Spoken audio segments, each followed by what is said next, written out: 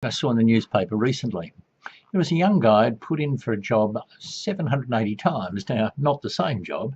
He'd put in for 780 jobs without having an appointment or without having any success.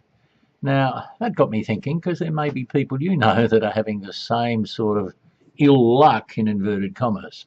Look, if you've done something 700 times and it hasn't worked, there's a great rule you should employ, and it is change what you are doing. Now, this young kid had not even got an appointment. So what must be going wrong is either submitting for the wrong jobs, and I can't think in 780 jobs there wouldn't be at least one or two that suited him. So the other thing must be the way he goes around submitting. Now, if he's doing the same thing over and over, he's going to get the same result.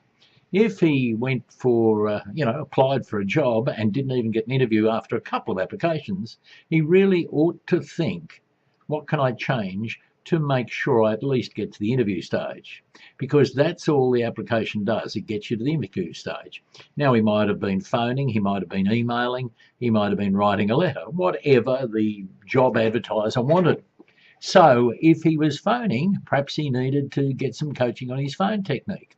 If he's emailing, perhaps he should have a look at what he says in the email and make it more interesting, more appealing, so that the proposed boss would want to have a chat with him. And of course, if he's writing a letter, then he really ought to have that graded and looked at to see whether it worked for him. I'd remind you, there's a fabulous application letter that worked for my son Jeremy and has worked for many other people, the Jeremy letter. If you want to see how to write the letter, the cover letter, not the CV, to get you the appointment, then have a look at the Jeremy letter. Just email me, Guru@Winston Marsh, and I'll get it to you. But remember this.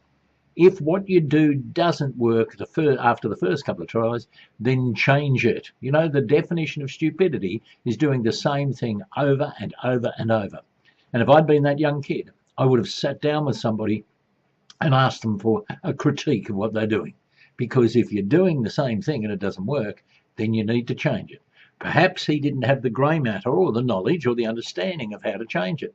Okay, he needed to talk to somebody so that he could find out what he was doing wrong.